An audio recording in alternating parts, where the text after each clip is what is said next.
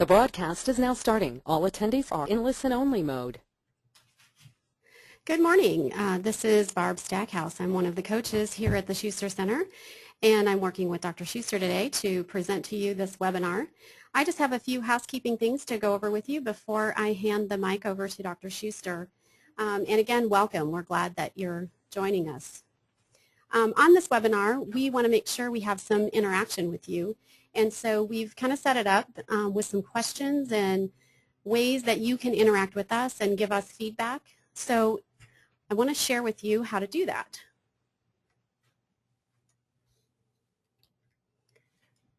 There we go. So if you look on the right-hand side of your screen, you'll see this column. And at the bottom of it, there is a place where you can type in questions and chat with us. So anytime that you want to put a question in there, or if we ask you a question, we want you to type in your answers there on the right. We're also going to have something called poll questions, where a different box will come up, and you will actually answer the poll right on that box. So just to kind of try this out, I thought maybe we could start with you entering, why did you choose to attend this webinar today? Why are you here? So if some of you would start typing in your answers, we just want to make sure this works. Also, I just want to let you know if you have any problems with sound or seeing the video or seeing the slides, the best thing to do is probably log out and restart, and usually that will take care of the problem. You can also type me those questions, and I'll do my best on the back end here to try to follow and answer your questions. Good. We're starting to see some answers come in. So again, if you would just type in your answer to why are you here today? Why did you choose this webinar? And I'm going to turn the mic over to Dr. Schuster. Good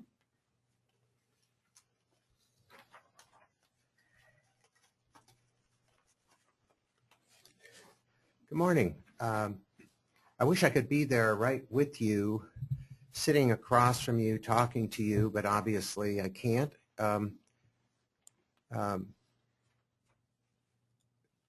So you're there and I'm here, and I hope I can hold your attention for the next 45 minutes or so.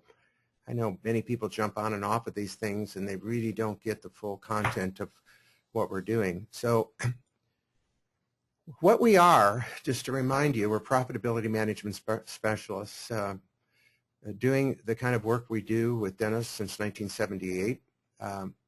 And we do what we do to create freedom and wealth for you as a dentist, to build a practice that you really love to go to work in, to create financial peace, that is mastery over money, and to give you the personal time freedom and the sense that your life makes sense. And today we're going to focus on more about attracting, quote, the right patients to your practice.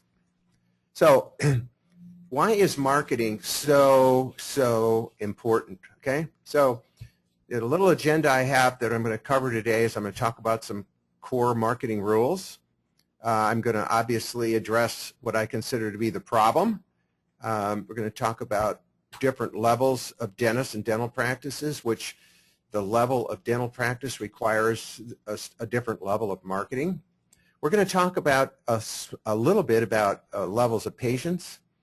Then we're going to get into the changes that we're experiencing in the experience economy. And we're going to talk about branding your practices and making promise. And then we're going to talk about a marketing effectiveness audit, okay?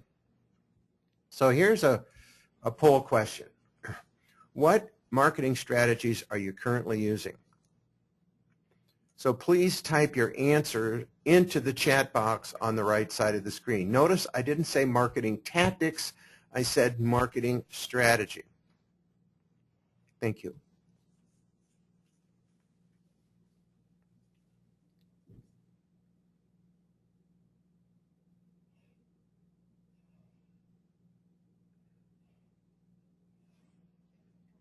So also I would say, as a side note, and the question isn't there, but how effective are they, okay? So as we look at the parts of a professional business, okay, so what I did years ago is create a model.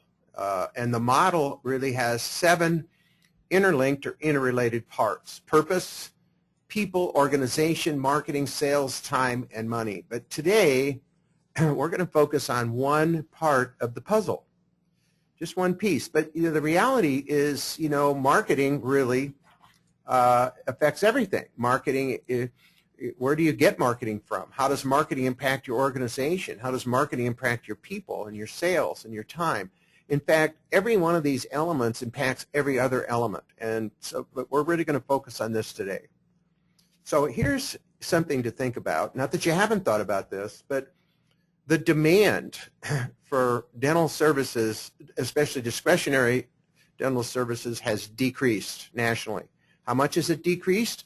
Well, equipment sales are down 33%. Okay? Dentists are not buying equipment. That is, overbuying equipment as they were in the past. Okay? Now, the question would be, if the market for dental services is declining, can you actually grow your business in a declining economy? And the answer is yes and no. Okay? It depends upon what you do. Now, if the economy is growing at 5%, it would kind of make sense that your practice would pretty much automatically be growing at 5%. But if the economy is down 10, 15%, and your practice is actually growing at 5 or 10% a year, this is really saying something extra special about what you're doing and what your marketing strategies are. So what's the problem? Okay, what's the problem really? The problem is that generally people that are not dentists come into your practice in life and tell you what you need to do to market a practice. In other words, they have a particular understanding about what dentistry is, and you have a particular understanding about what services and what kind of practice you want to have, and automatically there's a disconnect. Okay?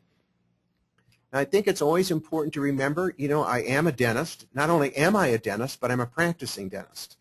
And so I have to be concerned, as you do, I have to be concerned about marketing not only my practice, but I have to be concerned about marketing the Center for Professional Development as well. And so I'm not going to talk about the center, I'm going to talk about the practice. So let me just say that everything is marketing.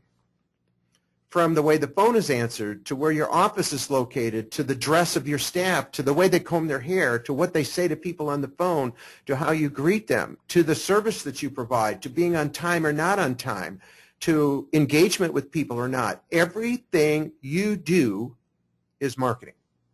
There is not one thing that a staff member or you do in your practice, inside your practice, and I might also say outside your practice, that isn't marketing. The key that I want to talk about, which makes this so different, is rule number 2. If you want to be effective, you have to walk in the shoes of your patient. You literally have to view, I literally have to say, I have to view the world and I have to look at dentistry the way they look at dentistry. I have to have a perspective of not just what I want. I have to have a perspective of what do they really, really want. So what are you doing with marketing? What am I doing when I market? I'm asking somebody to employ me. I'm saying, hire me, come to me. That's what marketing is. In fact, that's what everything is that you do in your practice. So the question always has to say, well, who's coming to me? Who's coming to you? Also, marketing is an invitation, right? A brochure is an invitation. A website is an invitation. A direct mail is an invitation. A blog is an invitation. A newsletter is an invitation. You're inviting people to come to your place to have something done. You're inviting people to come to you for something, okay? So when you think about it, I want to talk to you today about an absolutely, totally different approach. An approach that is so different that it will change and dramatically improve your practice. So here's a question. What is unique about your practice?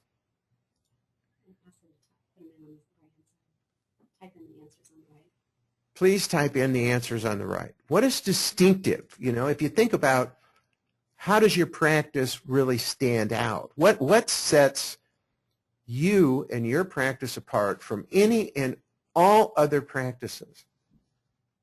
Now, I understand this isn't so important if you're in a small community, but it really is important if you're in a large metropolitan area such as I am. Okay? If I'm in any area of any size, there's way too many dentists. Okay?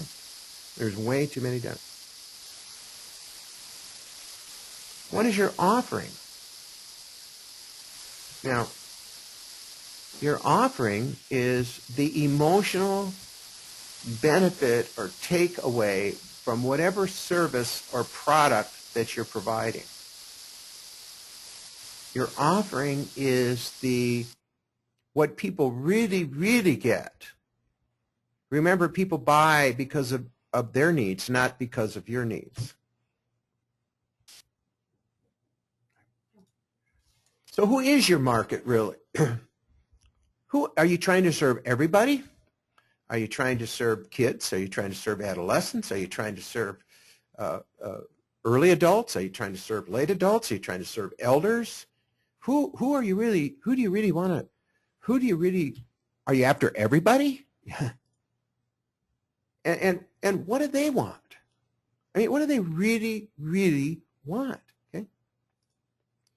So I want to take you through the brand promise, which I want to take you through a couple rules about building an exceptional brand and exceptional practice. Number one is the promise rule. Two is making a promise. That is, three, people delivering it and keeping it. And then really getting into more predictability, okay? So these are some steps that we're going to really talk about as we kind of walk through this process of thinking about creating not marketing tactics, but a marketing strategy. Now, strategy is the overall taking the resources that you have to produce a significant or specific result. Tactics are what are needed and they're required. But simply jumping at tactics without having an overall strategy suggests that you are going to waste a lot of money. There is no one thing other than dental equipment that dentists waste more money on than on marketing. Okay? And we're going to talk about a patient bill of rights. Okay? Now notice, if you look at this and you just stop for a moment, that none of this is about you. None of this is about you. It is what you do for people. It is what you do for patients. So I really don't know who you want to serve, but I do know that there are A, B, and C patients. Okay? I know that there's a lot of people over here, which really represents maybe someplace around 20% of the population, because everything in every society and culture follows the bell curve. Okay? There's some people over here that you're hoping that you never see, and if they come in, you're hoping that they never come back. Then there's a large group of people here in the middle. The largest bulk of people is in the middle. Okay? These are what we have called for the past 30 years B patients. These are people that are good people. They have values, and they don't know exactly what they want, and they haven't clarified their values, and they may not have clarified what they want.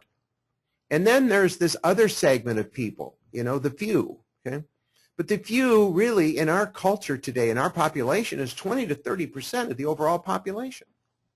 These are the people that kind of know what they want. They know when they see it, but they're more clear about what it is that they're after. They're more, I would say, demanding, discretionary. It's not everybody, but as I look at this, I think for my practice, 80% of the population of the practice of the United States qualifies to be in my practice. 20% don't. Okay, they don't care. They're not going to come back. They don't care what's going on, and they have absolutely no interest in dentistry. So let me remind you that there are levels of dentists. Okay, there's the level 1, which is primary, a single tooth dentist. There's the mechanical, which the focus here is on fixing people. Fix, fix, fix, fix. The bigger fixes in level 2 practices than level 1. There's the level 3, which is more of a systems-based kind of a whole person, comprehensive look at what's going on, vision, values, and goals, etc. And then there's really the whole person. How does the dentistry fit into the overall well-being of the whole person? Okay. Now, the interesting thing about this is that 95% of dentists in the United States are level 1 and level 2. The problem is a lot of dentists think that they're level 3 and level 4, but they're really level 1 and level 2. There's only 5% of the population of dentists in the United States that are level 3 and level 4.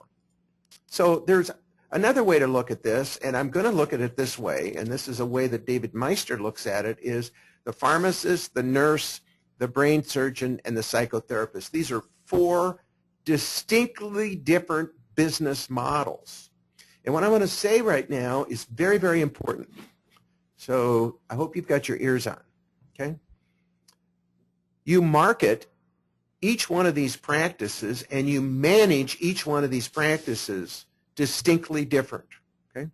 So the majority of dentists that I talk to in my work want to be level 3 dentists, but they're managing and marketing a practice that's a nurse or a pharmacist at best, okay? So let's talk about the differences here, okay? So when you buy services of a pharmacist, the patients know what they want done. They're hiring somebody to execute it. But with brain surgeons and psychotherapists, the clients are seeking help to determine what needs to be done as well as how to do it. So understand that there's a market for all kinds of providers, okay? You can make money at any one of these, but they are profoundly different business models. They are, in fact, they don't even look alike, they don't act alike, and there's nothing that's similar about them at all. Virtually everything from marketing to hiring to management styles to the way money's handled to the key skills and capabilities to the performance of everyone varies significantly. It depends upon the model you want. So if you're in a pharmacy model, it's a very fee-sensitive business where the key to economic success lies in making aspirin at very low cost but without compromising quality. This means getting the work done with minimum price professional time, low pay wages, time-saving tools such as systems and templates. So the pharmacist is a low fee but high leverage and high volume business model because it's not about the people. It's not about relationships with people. It's a transaction. The nurse, on the other hand, also needs well-established procedures, okay, and also delivers a relatively familiar type of service, but can demand higher fees than an aspirin maker because the work involves more contact, okay? But whereas the nurse can make more money and charge higher fees, there probably has lower leverage because there is the beginnings of a relationship involved, okay? Now, the psychotherapist, on the other hand, is paid for forming meaningful helping relationships and has frontier technical skills. In other words, people go to a psychotherapist because they have a problem, and they perceive they have a serious problem that they need help with. They not only need help in resolving the problem, but they don't even know why they have the problem. Now, the interesting thing is a psychotherapist has less leverage to have work done by junior resources because the juniors may not have the skills and the capability that the senior does. But the psychotherapist makes money only if she is recognized by the market, okay, as a leading practitioner who can charge premium fees. If you can't charge premium fees, then you can't be termed a psychotherapist or even a brain surgeon, okay? So the brain surgeon is paid for innovation, creativity, and frontier skills. The brain surgeon has the least leverage to have any junior people doing the work because the brain surgeons are built on their reputation, totally reputation. So the brain surgeon makes money if they're recognized as being a leading practitioner who can provide premium fees. Now I want to give you the percentages on this. 1/100% of dentists qualify for this. 1/100%. Okay? So level 3 is really a great place to be Most are level 1 and 2, but they're all similar in that what you can really understand is the fees you're charging are a pretty good test of whether you're a nurse, a pharmacist, a psychotherapist, because if you can charge more than your competition, okay, then you know where you're at. If you can't charge more than your competition, then you've got to admit that the market doesn't view you as special. And that's why it's so important not to be one of the pack, okay? Because if you're one of the pack, then you have nothing that differentiates you.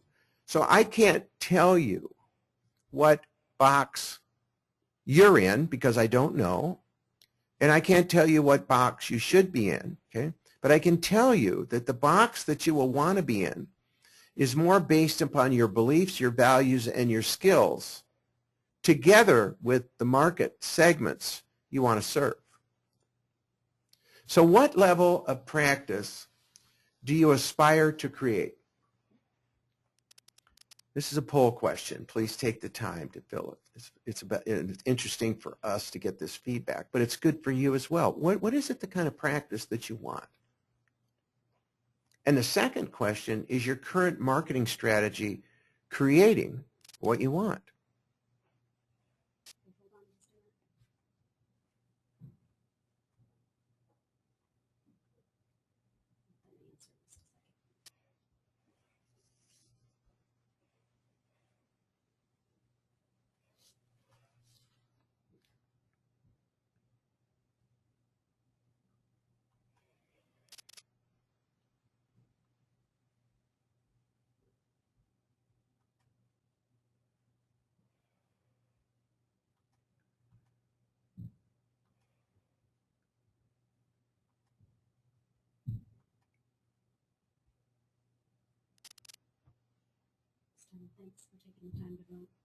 Thank you for taking the time to vote. Now I want to show you, and maybe some of you have seen this before, but I think this is really, really important,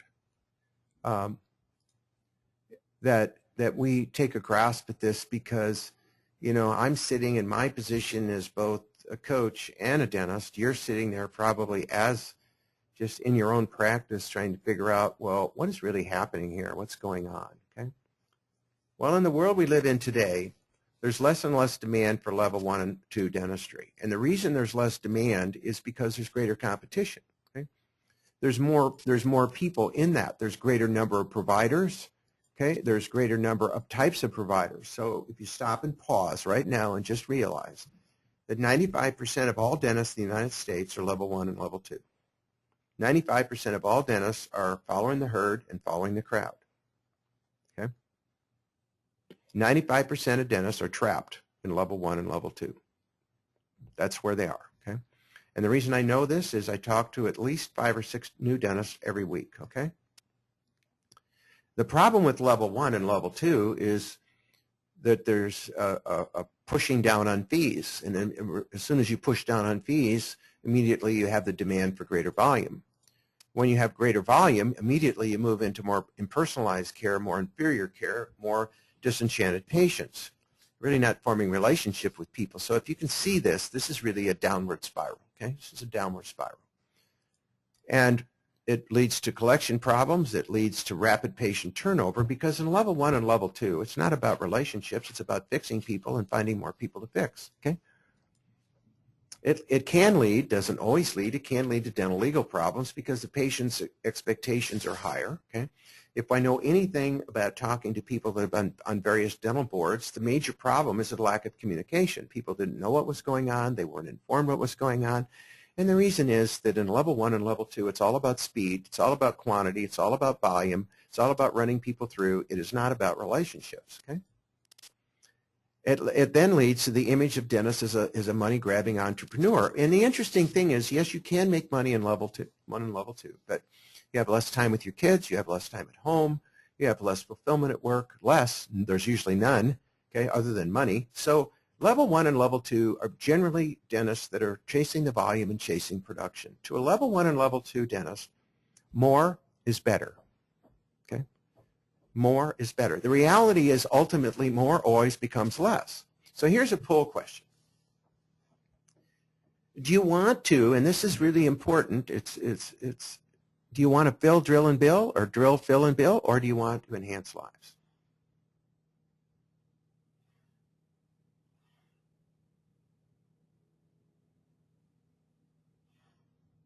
That is the lives of your patients.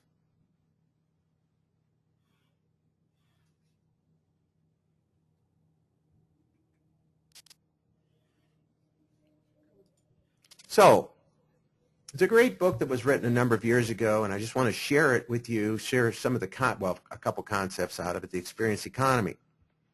Prior to the 1900, the economy was based on discovering and extracting commodities. Not that we're still not after coal and oil and gas, not that we're not, but then we moved into what we commonly refer to as the industrial era. Right about 1905, 1910, we started to move into factories. Okay? People started moving off the farms. There was a major cultural shift in thinking and behavior when people moved off the farms into cities, into manufactories. Then someplace after the Second World War, between 1946, 47, 50, 51, the service economy was born. Not that the industrial era was over, but the service economy was really born. Okay? And our economy started to shift more from it. Well, it shifted from commodities, it's shifted to develop, and it shifted more into service. Today, 85% of the American economy is service oriented. And prior to 100 years ago, only 3% or 4% of the economy was service oriented. Then we moved into the issue of staging and depicting experiences, and this is where the experience economy comes from. It's not that we're not doing a service. It's not that we're still not service oriented, but there's a segment of the market. It's 30, 40% of the market that is not only interested in a service, but they're interested in the experience of the service. What happens when they're getting it, okay? And last but not least is the issue of transformations.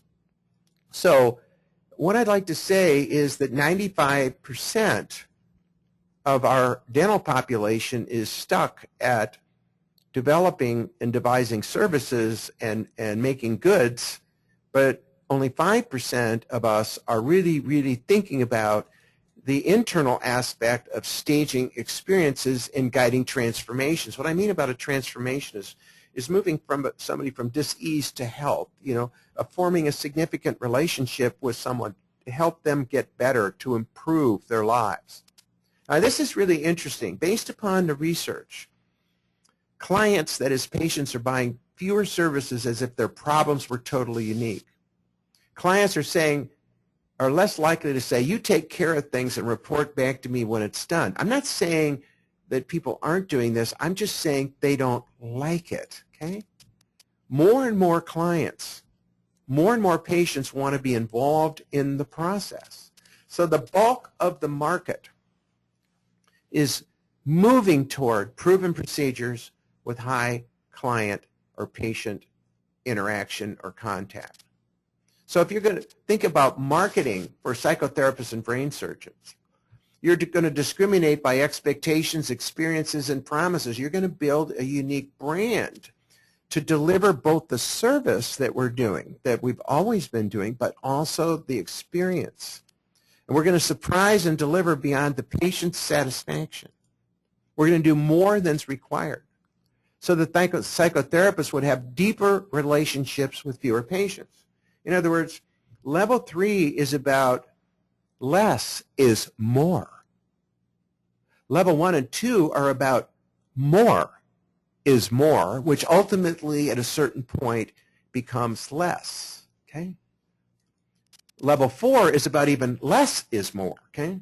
So the psychotherapist would likely have an in-depth knowledge of the people they're serving. What do they really want? Now, this is pretty interesting, because I'm taking kind of the brain surgeon out of this, because the brain surgeon is not interested in relationships. The brain surgeon is an outstanding clinician and just can't understand why you and I can't build the kind of practice that they have built. But basically, they've become the gods. They've written the books. They have the schools for advanced technical training, and 75% of their patients are, guess what? Their own students. can you manage a level 1 practice, okay? And here's the key. You manage a level 1 practice by order and discipline, clear and very, very highly organized operation, more like a military, kind of command and force, if you will. Whereas a level 3 can't be managed in this style. The style is best more of a participative or player coach. In other words, you're getting yourself into what I like to call a coaching relationship with your patients. And you know, nobody ever hires a coach unless they want to get better. Okay, so you're moving into a goal-setting relationship with your patients and then helping your patients achieve those goals. The problem is, one of the problems is, so many think that they're already there, but they market and they manage like pharmacists. So whatever you market for and whatever you manage for it, whatever you structure, is what you're going to get. Okay, so the most important perspective is if you look at the 4 different models and the 4 different business types, it's really about the amount of engagement and relationship that occurs between the doctor and the team and the patients. So this is what higher level patients really care about. They care about the service, they care about the quality, but they really care about the experience and what they're getting. So here's what I want to say to you. You can't develop a level 3 practice without involvement and engagement of the team. Okay? So here's the differences, and here's what I want to say. You can even, if you want to be a level 3 dentist, you can even damage your reputation in your practice by marketing as a level 1 dentist. A level 1 dentist market free offers. Level 2 dentists market procedures. They go after the body parts. You know, they market implants. They market cosmetics. They market Cerax. They market Invisalign. None of this is bad. I just want you to understand there's a profound difference here. Okay. Level 3 market their why, their character, their values, their credentials, their promises. See, so level 1 and level 2 are about fixing people. Okay, they're generally about the doctor. Level 3 is about the patient. It's level 3 is when everything changes and you step into the shoes of your patients, as I said earlier. So level 1 is free exams, free coupons, we cater to cowards, welcome wagon, every PPO possible. Let's get as many people through the practice as we can. You get the same stuff through your emails as I do mine. How can we get you 50, 100, 200 new patients a month? Okay, great. It's nothing about doing anything reasonable to them. It's nothing about really caring about them. It's all production-based. So it's always a canned website. There's nothing unique about it. There's 5,000 other ones that look the same. We want anybody and everybody mentality. There's quite a few consultants and people out there that are running those specials, okay? We're available, affable, and affordable. We'll do anything on anybody at any time. Get them in, get them through, get them out. Okay. Level 2 is a little bit more sophisticated. Okay. In other words, level 2 is targeting specific areas. I want to do implants. I want to do crowns. I want to do cosmetic dentistry. Okay. You know, targeting after that, and they generally have more advanced technical capability. Okay, but they're still really trying to do things to people, okay? And it does work. To say none of these work, but it's still doctor focused. It's not patient focused. It's still aiming to get something done for people, okay? We're looking for more people to fix. The difference between 1 and 2 is we want bigger fixes. A level 1 dentist, if you look at the amount of dentistry they do between 800 and 1,200 per patient, per new patient. So obviously, if you want a $100,000 a month practice, you got to have how many? You got to have 100 patients a month, okay? A level 2 dentist is about doing more per patient. So they want to do 2,500, 3,000, 5,000 per patient. So they have to see fewer patients because they have to spend more time with them, and they're targeting at fixing something. It's still a fill the schedule mentality. It's still speaking dentalese. It's still looking for the next thing to increase production. So level 2 marketing is still heavy discounts, okay? Manipulations, web cards, websites, flyers, pressure to sell implants, and a lot of, quote, upselling. That's the new rage. Every place I go, you know, we're always trying to upsell something to someone, okay? Off-the-shelf website, still pretty much oriented to doctor and the procedure centered. Now keep this in mind, there's nothing the matter with this. If this is what you want, then this is what you want to do. But it's still, today, it looks like and acts like everybody else, okay? May have more advanced training, but the focus is not on developing relationships. It's still on fixing people. In reality, it ends up to be still pretty much a pharmacy-style practice. So where's the major opportunity? Okay? I think the major opportunity is differentiation. I think it's in discrimination. I think it's in a unique offering and a unique service. I think it's to create a marketing strategy and a management strategy that appeals to 30% of the market, okay? Which, remember, this is really interesting, only 4% of dentists are level 3 dentists, see? So these dentists have a more clearly defined purpose and why. They're highly technically trained. They are patient-centered. They're walking in the shoes of the patient. They're doing more risk analysis of the entire oral system. The team is engaged and inspired. They're actually partnering with patients, okay? In other words, patients become partners rather than adversaries.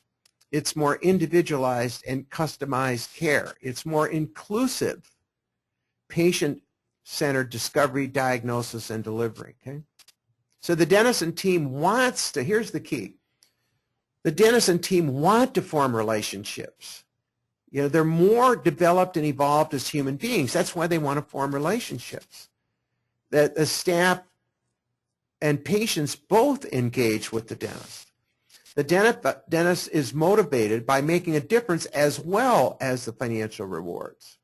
So if we think about this and we look at this, we say, okay, what do they really, really want? Okay. So the focus then becomes how do we brand that? And it's on what segment of the patients really, really want. So here's a question, okay? Here's a poll question. What do you believe your patients really, really want? Okay? Please, again, type your answers in the chat box. What do you think they really want? Okay?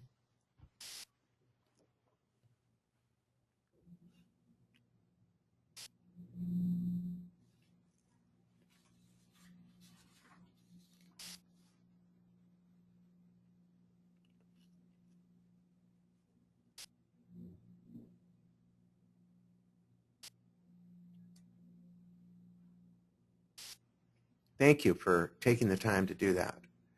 So if we look at this and just say, you know, if I think what if people, they want a number of things. Some people might want reliability. Some people might want experience. Some people might want it done fast.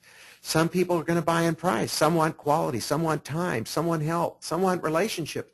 You know, you've got to figure that out. You've got to ask your best patients that you've ever had, what do they really want? And so the brand then is building trust. And we build trust by making promises. Not just promises, but we build trust by delivering promises. And here's what's really different. You are the brand, okay? Not the hours they come, not the location, not the CERAC, the BARAC, the NARAC. You become the brand, okay? So genuine brands understand the importance of the real promise and deliver it one patient at a time, okay? So a promise is the heart and soul of any organization. It's its marketing, it's its management, the people, it's the strategies, and it should set the tone and focus for everything we do. In other words, if we're going to make a promise, we're going to come back to our organization to be able to deliver it. Now, I normally say, make an expectation first, okay?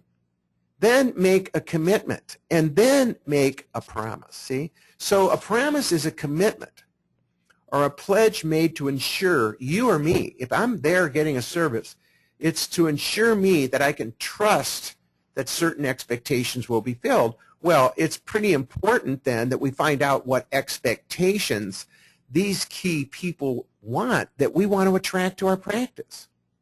Imagine a world where everybody kept their promises. So every brand needs to answer the fundamental question. What is our brand promise or promises? And then we should measure the delivery. We should develop an organization that delivers that promise. So here's a couple things to think about. Services and experiences that enhance people's lives. We are in the quality of life business. That's the business you're in. That's the business I'm in when I go into my practice. That's the business I'm in when I go over to the other side and work in the center. It's about engagement. It's about inspiration. It's even about passion, because there's no passion if you're not trying to make a difference in people's lives. So exceptional perception of value by the patients or clients. So here's some promises. I'm just putting them out. These are the kind of promises that I have for my practice. I'm not telling you what to have for yours, but I've got two slides I want to go through, and these are the things that shape my practice. I will always treat every patient with dignity and respect. And then I have to think, well, what does that mean? How do I do that? How do I actually do that? I'm always going to put the needs of my patients before mine. And that's not always easy, but it's going to be on my mind consciously. What does this person need? What does this person want? Okay? Because I understand to the degree that I can fulfill their needs, they're going to fill mine. I understand that. Okay? I'm always going to tell you the truth. You might not like it. You might not believe it. You might not accept it. But I'm always going to tell my patients the truth. I'm going to provide a sanctuary of integrity, sincerity, and comfort. I'm going to provide an environment that isn't helter-skelter. I'm not acting like an idiot. I'm not running around treating 40 patients at the same time. That's not a sanctuary environment. That shows that I'm not treating people with dignity and respect. I'm going to provide that. Okay? I'm going to care for you as a unique individual created by God. And I want to suggest to you, when I send letters to patients and I ask them what was most important in the letter, they all say that. You're going to treat me as a unique individual. They are stunned by that, okay? Because that's the truth. I'm going to strive for excellence in everything I do. And the reason I'm going to strive for excellence is I believe people deserve the best that I have to offer. So I'm going to offer them the best. Whatever I do, it's going to be the best that I can do, nothing less. I'm going to work on one patient at a time, not a dozen, not three, one. Why am I going to do that? Because I'm going to treat people with dignity and respect. I'm always going to seek to do the minimum to gain optimum health and results. I'm not going to seek to do the maximum. I'm going to seek to do the minimum. I'm going to be a continuous lifetime student. Why? Because I want to get better. I want to get better. I want to continually know that I'm offering my patients the best. And I'm going to provide you, as my patient, with the most researched and scientific proven methods of care. So here's another setup. We promise to lower your dental repair costs, because we're going to focus on prevention. We promise to help you control all future dental disease. That's not a pledge. That's a promise. We promise to focus on your health and not your disease. We promise to guide you in protecting and preserving facial aging from dental causes. We promise to eliminate fear and anxiety as we provide dentistry for you. And we promise to eliminate pain and discomfort from all dental causes. So as a practice and as individuals, we make big commitments. Okay? Our patients and our team have to have the passion to make a difference in people's lives. Please don't try to develop a level 3 practice if you do not, in your heart, have the passion to make a difference in people's lives. You will not get there. Okay? We hold ourselves accountable for honoring our commitments, okay? Providing the best results we can. Okay? This is really interesting, coming from multiple staff interviews. Now, watch this. 81% of staff members don't know the cost of a patient complaint. 75% don't know the cost of acquiring a new patient. 60% claim. Now, 60% claim they don't deserve patient loyalty. 51% claim their practice doesn't deliver unique and beneficial services. Half of the staff members in dental practices surveyed don't believe their practice delivers unique and beneficial service. Now listen to this. 80% don't know their practice annual patient retention rate.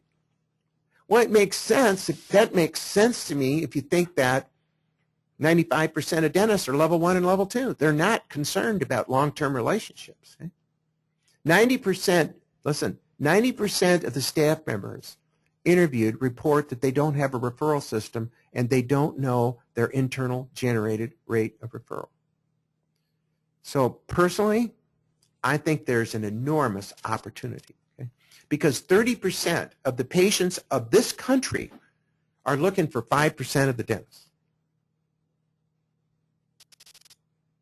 5% of dentists have the process to enhance the awareness, interest, and appreciation of their patients.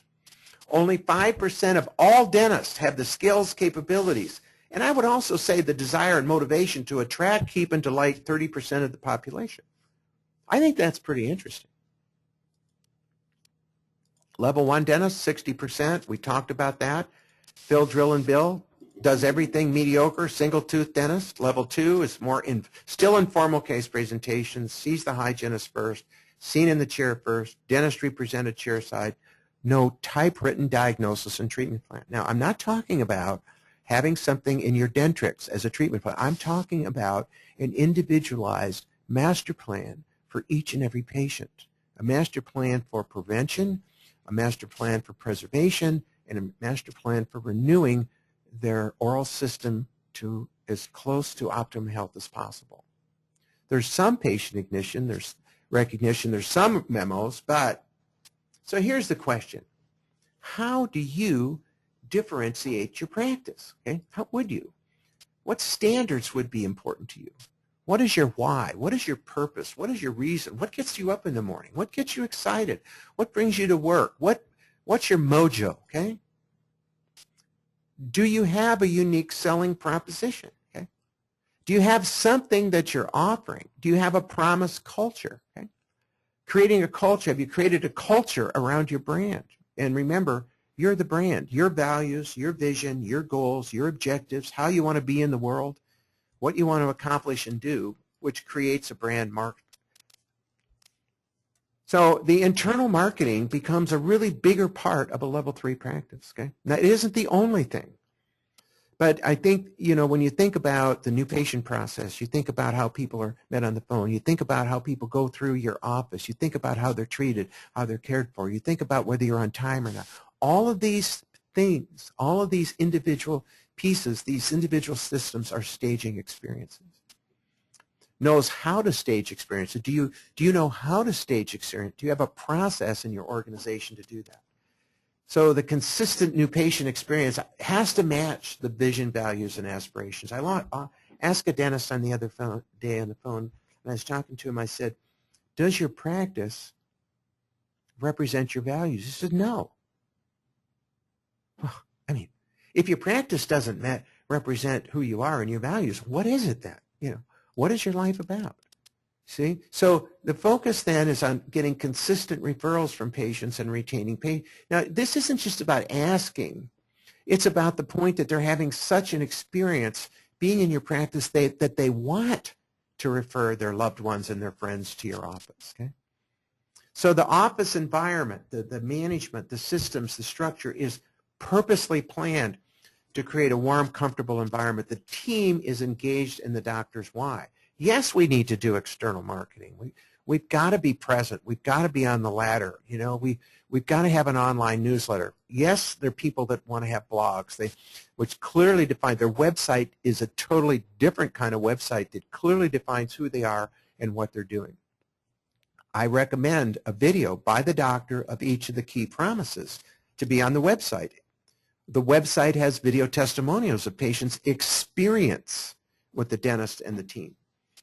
The blog, the email, the Facebook, all focus on patients. Okay? Now the focus is on patients. It's not the focus on me. The focus isn't on who I am. The focus is on the patient and how we serve the patient. Totally different orientation. So branding is about your core values and your strengths, what you do best, your promises, your unique selling proposition, your key service or services. What is it that you really, really do well? Okay? About the process. See, the process, the experience is engaged in the process. Okay? It's about your performance. your performance, your team's performance. So branding is what really, really matters, okay? So I want to just share this piece with you. Purpose matters, okay? Having a purpose or a higher calling matters because it offers you emotional satisfaction and spiritual fulfillment in your work. People matter, okay? All people should be treated with dignity and respect. Now, you either believe that or you don't, but I'm talking about my branding, okay?